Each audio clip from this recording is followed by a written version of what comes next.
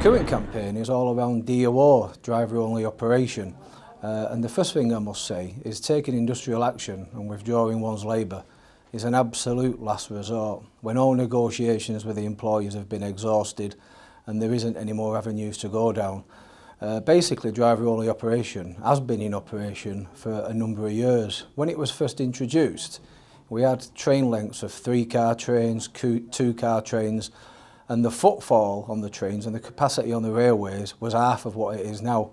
And also the safety systems in place, such as door interlock, which was relied on to tell the driver that the doors were closed and there were no obstructions in, are now not fit for purpose. CCTV monitors are no longer fit for purpose, where the driver has literally a couple of seconds to see back on the train. And also there's a lot of pressures in the industry now for time constraints, whereas at one time under British Rail there weren't time constraints. We now have network rail, train operators, and time is of the essence, and there's pressure on people all the time to deliver the service. So it's inherently unsafe. We're now in a situation with door interlock, where at one point it was guaranteed by the regulators that if something got trapped in the doors, the driver would not get door interlock and hence would not be able to move forward. We've had cases where people have trapped scarves, bags, even other items of clothing in the doors of them trains, and the trains have moved and then people have been dragged along the platforms. It's inherently unsafe. There isn't any misinterpretation of how unsafe it is. It's unsafe for our members, and more importantly, it's unsafe for the travelling public. The campaign for DOO across the network, across the nation, is exactly the same. There are no difference of definition in it. We do not want, and our policy is that there are no extensions to DOO and there is no further DOO.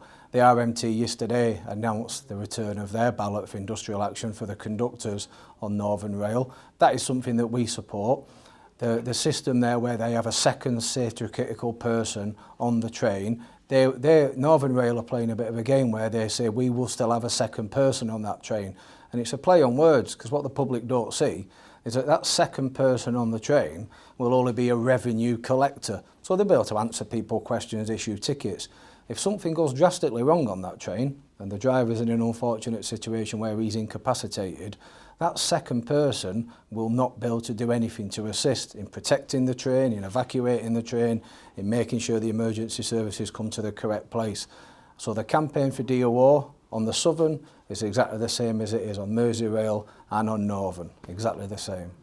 One, the campaign is gathering momentum, and the main thing about the campaign is what it does with the use of social media and the fact that ASLEF is allowed to put its point of view across and that the RMT is allowed to put its point of view across. Some of the media doesn't want the view of the trade union. Some of the media just wants the views of the people like the DFT and the train operators. The public now are realising, especially when they're seeing accidents happening to people and with loss of life and serious accidents out there, what the importance of that second person on the train. The public I speak to, friends of mine, family of mine, general travellers, they are seeing what this campaign is about and they're behind it. And there's a few things I wanted to add to that actually in relation to what the campaign does, because in the past there have been a number of incidents in the rail industry where the role of the guard has been absolutely imperative.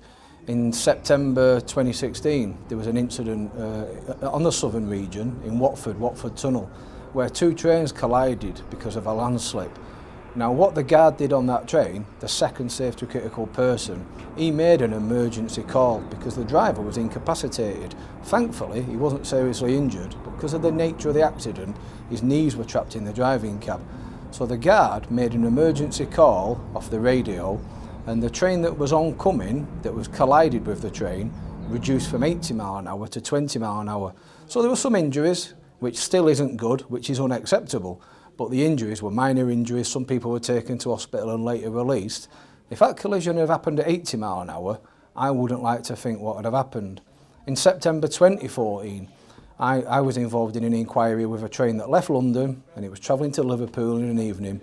The driver got off the train to assess something that was on the track in front of him. Unbeknown to him, the overhead wires were hanging down and the driver received a severe electric shock and was left on the floor with severe injuries. The guard on the train, the guard that safety critical train, the second person on the train, used the radio to alert the services and the control. He also made sure somebody in the train who was medically trained came forward to assist the driver. If that person wasn't safety critical trained, that person may well not be here today, the train driver from that incident. And let's not forget safety on the railways. Last week was 20 years since one of the last loss of life from a passenger from a fatal accident. An 84-year-old lady called Margaret Mason. She was involved in an incident at Greyrig, where a train going from London to Glasgow derailed at over 100 miles an hour.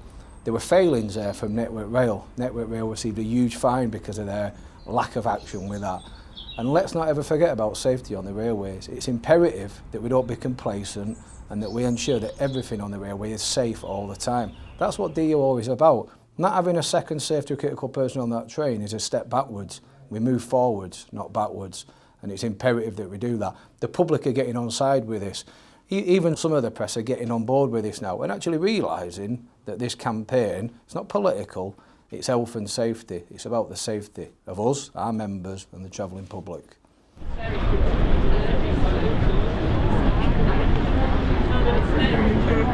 good.